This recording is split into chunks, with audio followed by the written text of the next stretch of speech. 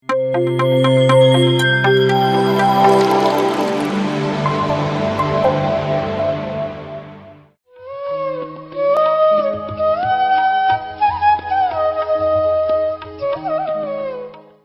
ಸ್ನೇಹಿತರೆ, ಎಲ್ಲರಿಗೂ ನಿಮ್ಮ ವಿಶಾಲಾಕ್ಷಿಯ ನಮಸ್ಕಾರಗಳು.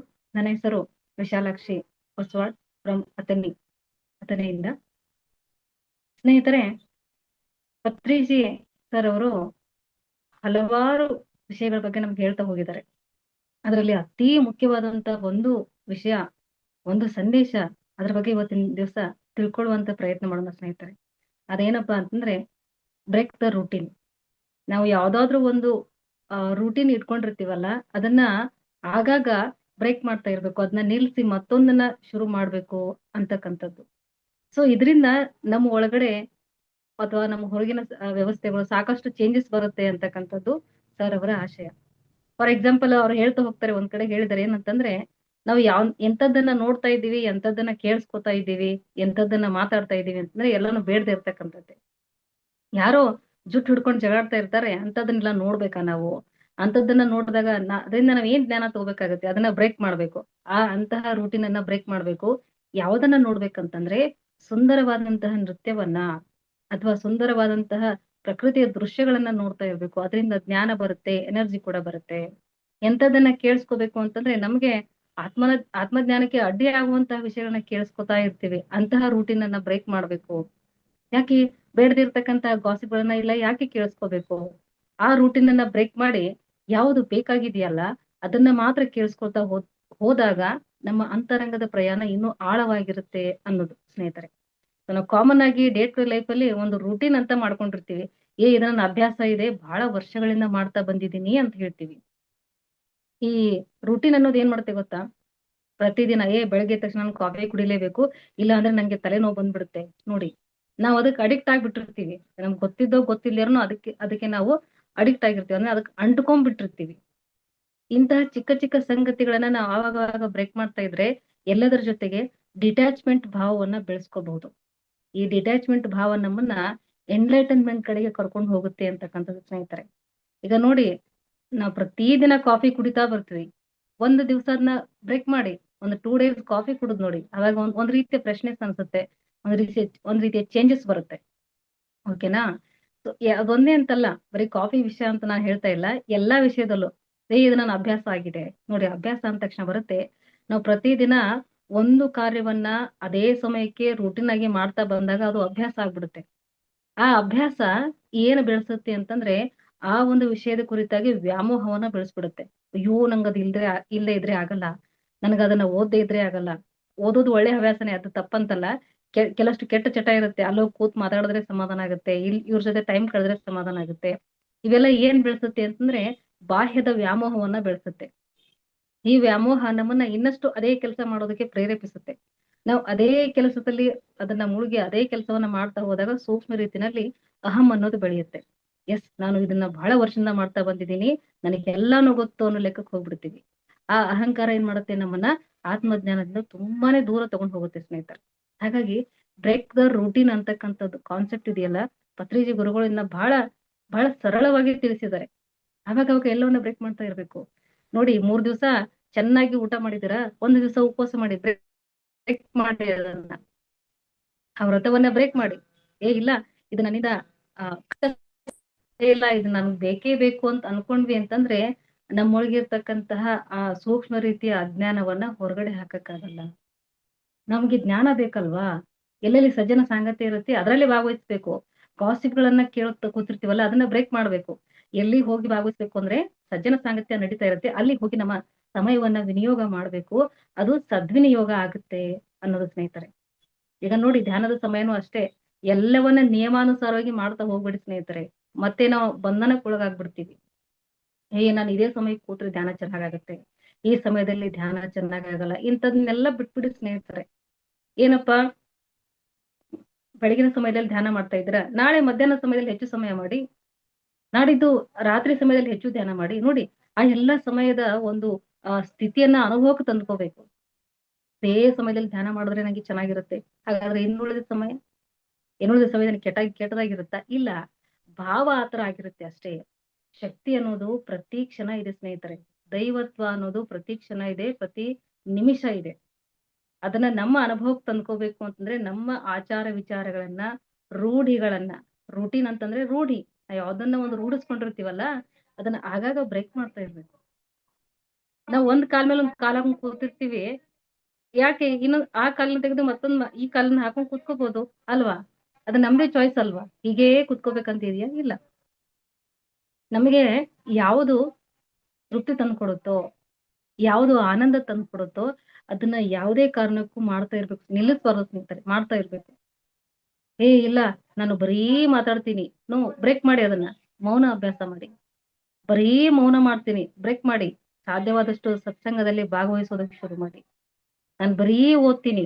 ನೋ, ಬ್ರೇಕ್ ಮಾಡಿ. ಆಗಾಗ ಬ್ರೇಕ್ ಮಾಡಿ. ಸಜ್ಜನ ಸಾಂಗತ್ಯ ಶುರು ಮಾಡಿ. ನಾನ್ ಬರೀ ಧ್ಯಾನನೇ ಮಾಡ್ತೀನಿ. ಎಸ್, ಖಂಡಿತವಾಗಿ ಧ್ಯಾನ ಅಭ್ಯಾಸ ಮಾಡ್ಬೇಕು. ಬರೀ ಕೂತಾಗ ಮಾತ್ರ ಧ್ಯಾನನ? ಇಲ್ಲ.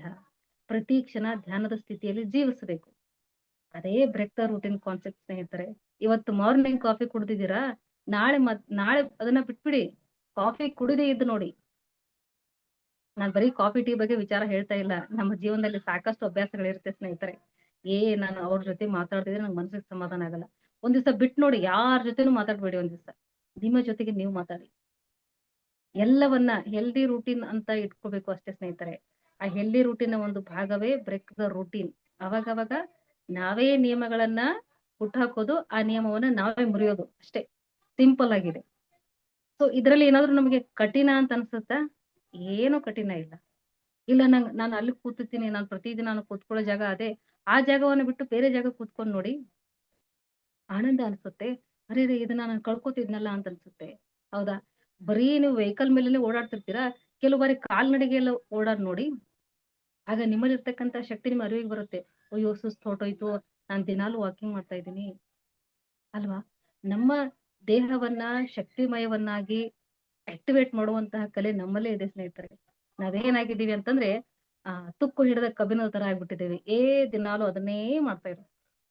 ಯಾವ ಮಟ್ಟಕ್ಕೆ ಕರ್ಕೊಂಡು ಹೋಗುತ್ತಾ ಗೊತ್ತಾ ಸ್ನೇಹಿತರೆ? ನಮ್ಮ ರೂಢಿಗಳು ಕೆಲವೊಂದ್ಸಾರಿ ನಾನ್ ಜೀವಂತವಾಗಿದ್ದೀನಾ ಅನ್ನುವಂತ ಹಂತಕ್ಕೆ ನಮ್ಮನ್ನ ಕರ್ಕೊಂಡು ಹೋಗುತ್ತೆ. ಯಾರೋ ಬಂದ್ ತಟ್ಟಿ ಎಬ್ಬಿಸ್ಬೇಕು ನಮ್ಮನ್ನ. ನೀನು ಜೀವಂತವಾಗಿದ್ದೀಯಾ ಅಂತ ತಟ್ಟಿ ಎಬ್ಬಿಸ್ಬೇಕು. ಆ ನಿಟ್ಟಿನಲ್ಲಿ ನಾವು ನಮ್ಮ ರೂಢಿಗಳ ಒಳಗಡೆ ಮುಳುಗಿ ಹೋಗಿರ್ತೀವಿ. ಹಿರಿಯರ್ ಮಾಡ್ಕೊಂಡ್ ಬಂದಿದ್ದಾರೆ, ನಾನು ಅದನ್ನ ಮುಂದುವರ್ಸ್ಕೊಂಡು ಹೋಗ್ಬೇಕಷ್ಟೆ. ವಾಯ್?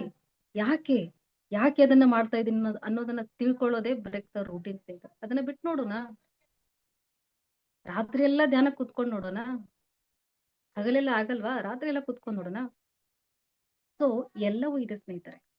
ಅದನ್ನ ಅಭ್ಯಾಸ ಮಾಡೋದಷ್ಟೇ ಮುಖ್ಯವಾಗಿರೋದು. ಈಗ ಎಲ್ಲಾನು ಆಗಿದೆ. ಹೇಳೋದು ಆಗಿದೆ, ಕೇಳುವುದು ಆಗಿದೆ. ಬರೀ ಕೇಳ್ತಾ ಇರೋದಾ? ಬ್ರೇಕ್ ಮಾಡಿ. ಮಾತಾಡೋದಕ್ಕೆ ಶುರು ಮಾಡಿ. ಬರೀ ಮಾತಾಡ್ತಾ ಇರೋದಾ? ಅದನ್ನು ಕೂಡ ಬ್ರೇಕ್ ಮಾಡಿ. ಎಲ್ಲಾನು ಇದೆ ಸ್ನೇಹಿತರೆ. ಇನ್ನು ಅಡಿಗೆ ಮಾಡೋ ಕೆಲಸದಲ್ಲಿ ಇರ್ಬೋದು. ಬರೀ ಉಪ್ಪು ತಿಂತೀರಾ? ಕೆಲವು ದಿವಸ ಬಿಟ್ಟು ನೋಡಿ. ಬರೀ ಖಾರನ ಸ್ವಲ್ಪ ದಿವಸ ಬಿಟ್ಟು ನೋಡಿ. ಆಗ ದೇಹದ ಆರೋಗ್ಯ ಕೂಡ ಸುಧಾರಿಸುತ್ತೆ. ಮನಸ್ಸಿನ ಆರೋಗ್ಯ ಸುಧಾರಿಸೋದಕ್ಕೂ ಕೂಡ ಹಲವಾರು ನಿಯಮಗಳಿದೆ. ನಾವೇನೇನು ರೂಢಿ ಅಂತ ಅನ್ಕೊಂಡಿದೀವಲ್ಲ, ಅದನ್ನ ಬಿಟ್ಟು ನೋಡ್ಬೇಕಷ್ಟೆ. ಯಾರೋ ಬಂದ್ ಹೇಳ್ದಾಗ ನಮ್ಗೆ ಸಿಟ್ಟು ಬರುತ್ತೆ. ಇದನ್ನ ಮಾಡ್ಬೇಡ, ಅದನ್ನ ಮಾಡ್ಬೇಡ ಅಂತ ಹೇಳಿದಾಗ. ಬಟ್ ನಾವೇ ನಮ್ಮ ನಿಯಮಗಳನ್ನ ಮುರಿದಾಗ ಅದರಲ್ಲಿ ಒಂದು ಹೊಸತನ ನಾವು ಕಾಣ್ತೀವಿ. ನಾನೇ ಮಾತಾಡ್ಬೇಕಾ? ಬೇಡ, ಸುಮ್ಮನೆ ಇದ್ದು ನೋಡೋಣ. ಎಲ್ಲವನ್ನ ಗಮನಿಸೋಣ. ಕೆಲವೊಮ್ಮೆ ನಮ್ಮ ಎದುರಿಗೆ ಇರ್ತಕ್ಕಂಥ ವ್ಯಕ್ತಿ ಜೊತೆಗೆ ಪ್ರತಿಕ್ರಿಯೆ ತೋರಿಸದೇ ಇದ್ದು ನೋಡೋಣ. ಬರೀ ನಾವೆಲ್ಲರ ಜೊತೆ ಪ್ರತಿಕ್ರಿಯೆ ತೋರಿಸ್ತಾ ಇರ್ತೀವಿ. ಬ್ರೇಕ್ ಮಾಡಿ ಅದನ್ನ. ಏನೇ ಹೇಳ್ತಾ ಇದ್ರು ಸುಮ್ನೆ ಅದನ್ನ ನೋಡ್ತಾ ಇರಿ ಅಷ್ಟೇ. ಆಗ ಅವರು ನಮ್ಮಲ್ಲಿ ಕೂಡ ಏನ್ ಬದಲಾವಣೆ ಆಗಿರುತ್ತಲ್ಲ, ಆ ಬದಲಾವಣೆಯ ಒಂದು ಅಂಶ ಅಲ್ಲೂ ಕೂಡ ಮೂಡಿರುತ್ತೆ. ಅವ್ರು ನನ್ ಮಾತೇ ಕೇಳ್ಬೇಕು, ಬಿಟ್ಬಿಡಿ ಅದನ್ನ. ಈ ರೂಢಿಯನ್ನು ಬಿಟ್ಬಿಡಿ. ಮನೆಯವರೆಲ್ಲ ನಾನ್ ಹೇಳ್ದಂಗೆ ಕೇಳ್ಬೇಕು, ಈ ರೂಢಿಯನ್ನು ಕೂಡ ಬಿಟ್ಬಿಡಿ. ಕೆಲವೊಂದ್ಸಾರಿ ಸುಮ್ನೆ ಇದ್ಬಿಡಿ. ನಾವು ಇದ್ರೂ ನಡೆಯುತ್ತೆ ಸ್ನೇಹಿತರೆ, ನಾವು ಇಲ್ಲದೆ ಇದ್ರೂನು ಈ ಜಗದ ನಿಯಮ ಏನೇನ್ ನಡೆಸ್ಬೇಕು ಎಲ್ಲವನ್ನ ನಡೆಸ್ತಾನೆ ಇರುತ್ತೆ. ಹಾಗಾಗಿ ಅದೇ ಪತ್ರಿ ಸರ್ ಹೇಳ್ತಾರೆ, ಅಮಲ ಕಲಾ ಅವ್ರನ್ನ ನೋಡ್ಬಾರ್ದಂತೆ, ಜುಟ್ಟು ಹಿಡ್ಕೊಂಡು ಜಗಾಡ್ತಾ ಇರ್ತಾರಂತೆ. ಅದನ್ನ ನೋಡಿದ್ರಲ್ಲಿ ಏನ್ ಅರ್ಥ ಇದೆ ಅಂತ ಹೇಳ್ತಾರೆ ಸರ್. ಅಂತದ್ದು ಬೇಡ, ಬ್ರೇಕ್ ಮಾಡಿ. ಸಂಪತ್ತಿನ ವ್ಯಾಮೋಹ ಇದೆ, ಇಟ್ಕೊಳ್ಳಿ, ಬೇಡ ಅಂತಲ್ಲ, ಅದನ್ನ ಬ್ರೇಕ್ ಮಾಡಿ ನೋಡಿ. ಆಗ ಸಂಪತ್ತಿನ ಹಿಂದೆ ಇರ್ತಕ್ಕಂತ ಅಪಾರವಾದ ಜ್ಞಾನ ನಮಗೆ ಗೋಚರ ಆಗುತ್ತೆ. ಹಾಗೆ ಆಯ್ತಲ್ವಾ ಗೌತಮ ಬುದ್ಧನಿಗೆ? ಅವರು ರೂಟೀನ್ ಅನ್ನ ಬ್ರೇಕ್ ಮಾಡಿದ್ರು. ಏನ್ ರೂಟೀನ್ ಇತ್ತು ಅವ್ರದ್ದು? ಮದ್ಯ ಸೇವನೆ ಮಾಡ್ತಾ ಇದ್ರು.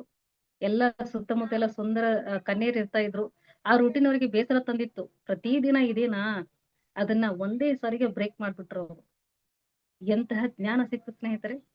ಎಲ್ಲೋ ಒಂದ್ ಕಡೆಗೆ ಆ ನೆಲದ ಮೇಲೆ ಮಲಗಬೇಕು, ಕಲ್ಲು ಮುಳ್ಳುಗಳ ಮೇಲೆ ನಡಿಬೇಕು, ಉಪವಾಸ ಹೊಟ್ಟೆಯಲ್ಲಿ ಸಾಧನೆ ಮಾಡ್ಬೇಕು, ಮೃಷ್ಟಾನ್ನ ಭೋಜನವನ್ನ ಉಣ್ತಾ ಇದ್ದಂತಹ ಒಬ್ಬ ರಾಜಕುಮಾರ ರೂಟೀನ್ ಅನ್ನ ಬ್ರೇಕ್ ಮಾಡಿ ಸಾತ್ವಿಕತೆಗೆ ಬಂದ್ರು.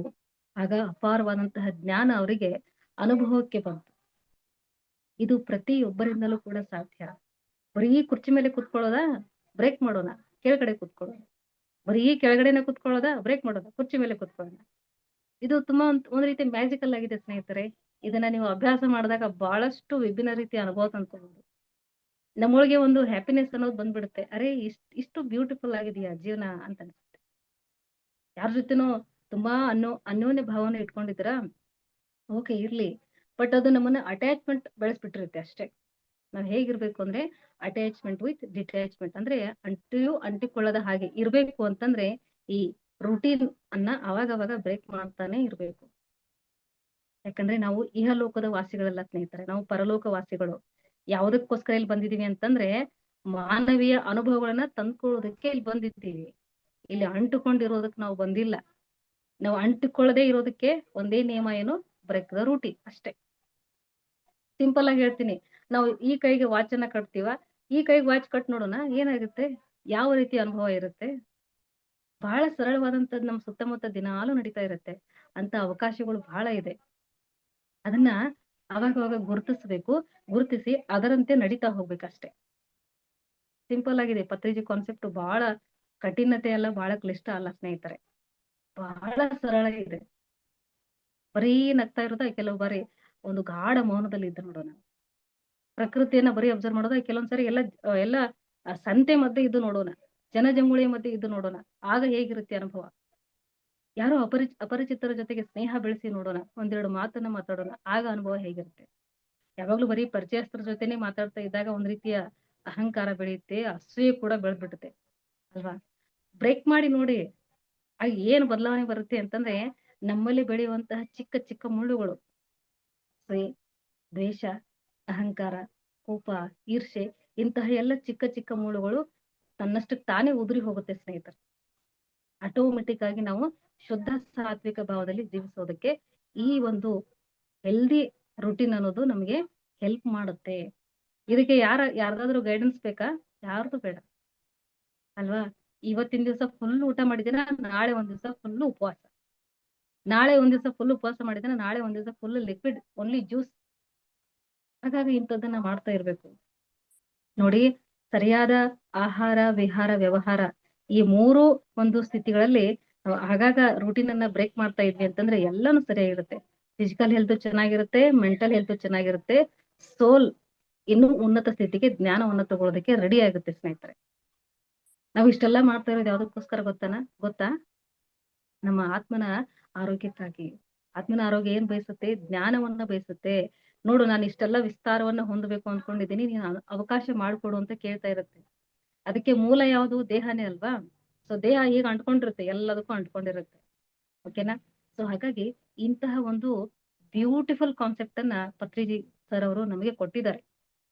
ಇದು ಕೇಳೋದ್ರಿಂದ ಮಾತ್ರ ಬರಲ್ಲ, ಚೆನ್ನಾಗಿ ನೆನ್ಪಿಟ್ಕೊಳ್ಳಿ. ಇದನ್ನ ಆಚರಣೆಗೆ ತಂದಾಗ ಮಾತ್ರ ಇದು ನಮ್ಗೆ ಅನುಭವಕ್ಕೆ ಬರ್ತಕ್ಕಂಥದ್ದು. ಓಕೆನಾ. ಸೊ ಸಿಂಪಲ್ ಆಗಿರ್ತಕ್ಕಂಥ ಕಾನ್ಸೆಪ್ಟು ಬ್ರೇಕ್ ದ ರೂಟೀನ್ ಅಂತಕ್ಕಂಥದ್ದು. ಸೊ ಇವತ್ತಿನ ದಿವಸ ಇದನ್ನ ನಾವು ಸೂಕ್ತ ರೀತಿನಲ್ಲಿ ಮತ್ತೆ ಶಾರ್ಟ್ ಆಗಿ ತಿಳ್ಕೊಳ್ಳುವಂತ ಒಂದು ಪ್ರಯತ್ನವನ್ನ ಮಾಡಿದೀವಿ. ಓಕೆನಾ. ಸೊ ಹಾಗಂತ ಪ್ರತಿದಿನ PMC ನೋಡ್ತಾ ಇದೀವಿ, ನಾಳೆ PMC ನೋಡೋದು ಬ್ರೇಕ್ ಮಾಡೋಣ, ಆ ರೀತಿ ಅನ್ಕೊಳಕ್ ಹೋಗ್ಬೇಡಿ. ಮತ್ತೆ ಇದು ಮಾತ್ರ ಕಡ್ಡಾಯ. ಓಕೆನಾ. ಹಾಗೇನೆ ನಮ್ಮ ಜೀವನದಲ್ಲಿ ನೋಡಿ, ನಿಮ್ಗೆ ಗೊತ್ತಾಗುತ್ತೆ. ಈ ಒಂದು ವ್ಯಾಖ್ಯಾನ ಯಾವಾಗ್ಲೂ ನೆನ್ಪು ಪಡ್ಕೊಂಡ್ಬಿಡ್ರಿ ಅಷ್ಟೇ, ಬ್ರೇಕ್ ದ ರೂಟೀನ್. ಎಸ್, ನಾನು ಇದನ್ನ ಮಾಡ್ತಿದ್ದೀನಿ, ಸ್ವಲ್ಪ ಬ್ರೇಕ್ ಮಾಡಿ ನೋಡೋಣ. ಸ್ಪೀಡ್ ಆಗಿ ಊಟ ಮಾಡ್ತಾ ಇದ್ದೀನಿ, ಇವತ್ತು ನಿಧಾನಕ್ಕೆ ಊಟ ಮಾಡೋಣ. ಸ್ಪೀಡ್ ಆಗಿ ಮಾತಾಡ್ತಾ ಇದೀನಿ, ಇವತ್ತು ನಿಧಾನಕ್ಕೆ ಮಾತಾಡೋಣ. ಅವಾಗ ನೋಡಿ ಹೊಸತನ ಅನ್ನೋದು ಹೇಗೆ ನಮ್ಮನ್ನ ಚಾರ್ಜ್ ಮಾಡುತ್ತೆ ಅಂತಕ್ಕಂಥದ್ದು ಸ್ನೇಹಿತರೆ. ಓಕೆನಾ.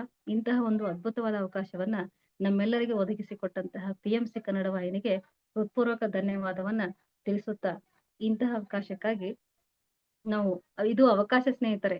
ಬ್ರೇಕ್ ದ ರೂಟೀನ್ ಅನ್ನ ಅಭ್ಯಾಸ ಮಾಡೋದಕ್ಕೆ ಇದು ಅವಕಾಶ, ಸದವಕಾಶ ಅಂತ ಹೇಳ್ಬೋದು, ಯಾವುದು ಮಾನವ ಜನ್ಮ. ಓಕೆನಾ. ಸೊ ಎಲ್ಲರಿಗೂ ಧನ್ಯವಾದಗಳು. Thank you PMC, thank you master. PMC Kannada channel ಅನ್ನು ಲೈಕ್ ಮಾಡಿ, ಶೇರ್ ಮಾಡಿ, ಸಬ್ಸ್ಕ್ರೈಬ್ ಮಾಡಿ ಮತ್ತು ಮಾಡಿಸಿ.